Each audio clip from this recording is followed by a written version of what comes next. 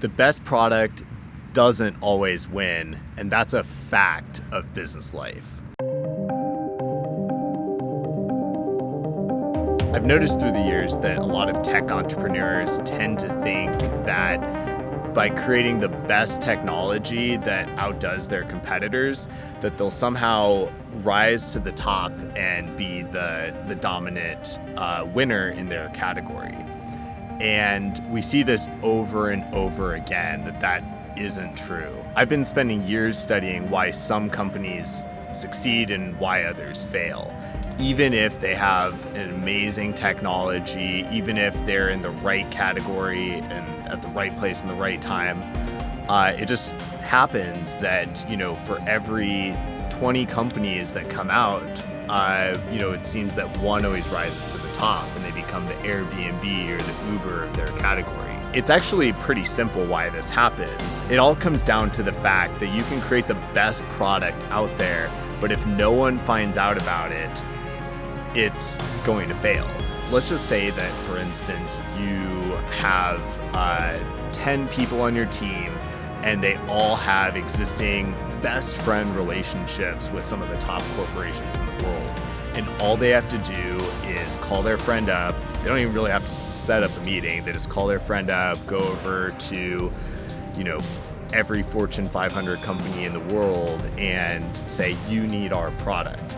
Well, that's the product that's going to win. And that's why people and team become so important to a company, because it's one thing to build a great product, but you could have an inferior product as long as it gets the job done, and that's still key. That can be sold anywhere.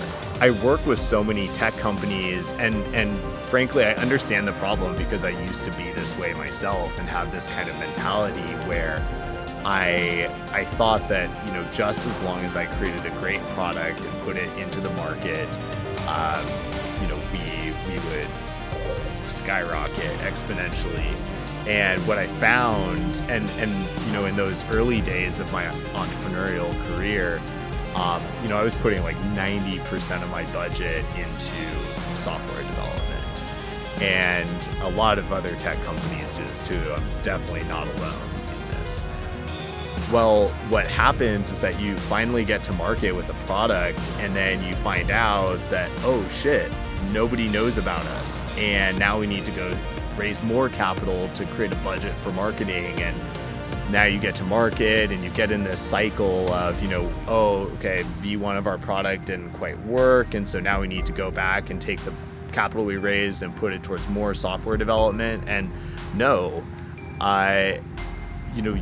companies need to have an even balance in how they create their budget. And it's really important to have an equal balance between your software development and your marketing budget and business development, depending on what kind of company you are.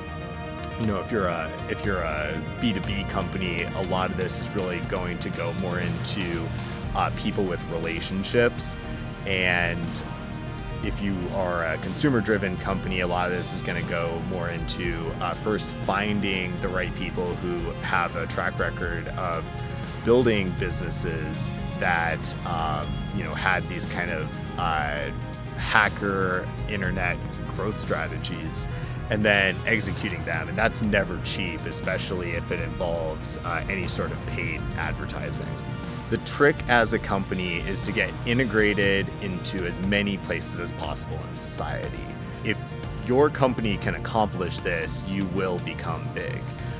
Think about it if you're a tech person in terms of an API. You want to get your API used in as many places as possible, and you need that to be as sticky as possible.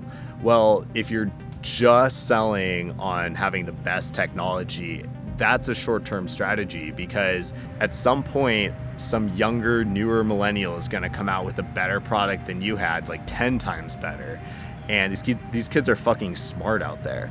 That's where this really comes down to, is like, how sticky is your product, and how sticky are your relationships with your customers. If you can become a backbone, think about selling into banks. Not that I'm a huge fan of banks, but if banks decide to use you as their back-end technology, like that's a business relationship and a sales strategy that's going to last for decades. What's my point here? You don't need to be perfect, but you do need to get your name out there. And if you're in the process of starting a company, or maybe you now have a product and you're looking at getting to market, think about, is your product just good enough? If the answer is yes, then go full steam on marketing.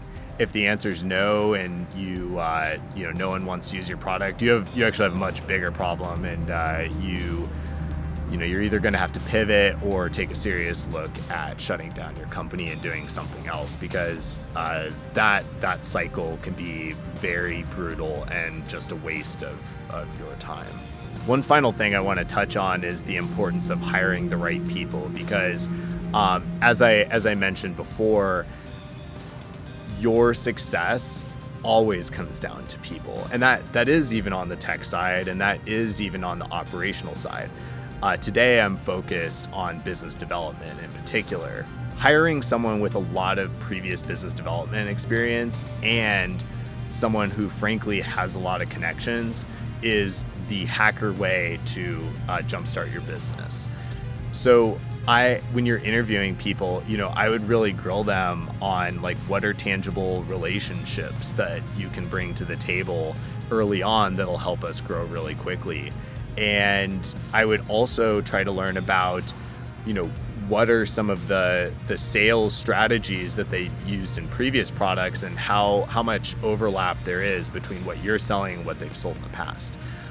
In terms of fintech and selling financial services technologies into, banks, broker-dealers, and other Wall Street type firms, people just have a tendency to generalize institutional sales into being able to sell anything to anyone on Wall Street, and that's not true. I just interviewed someone this week who came from an institutional sales background, but they had been selling technology to, and by the way, this is someone who's applying to Influential Capital, which is my advisory company that is in the process of registering as a broker-dealer in the US.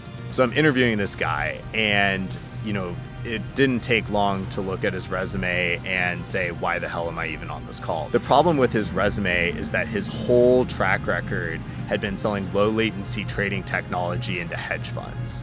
And that's not even close to what my company does.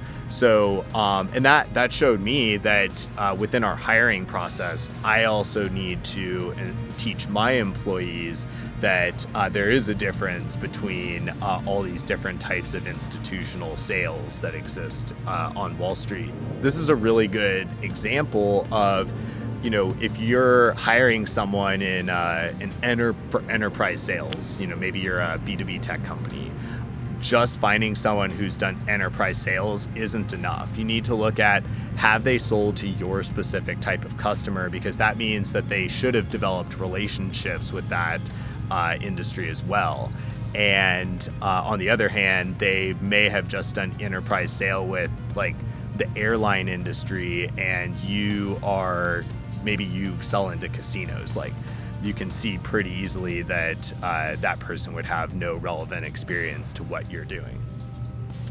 So, sometimes you need to give people a chance, but like when you're talking about high stakes, like go-to-market strategy, I mean, it's just really hard to not go with someone who has that kind of experience, and you can always bring people under them. I want to end today with saying that entrepreneurism is hard, and there is so much to learn, but that's really what has made it worthwhile for me and most other entrepreneurs that I've spoken to.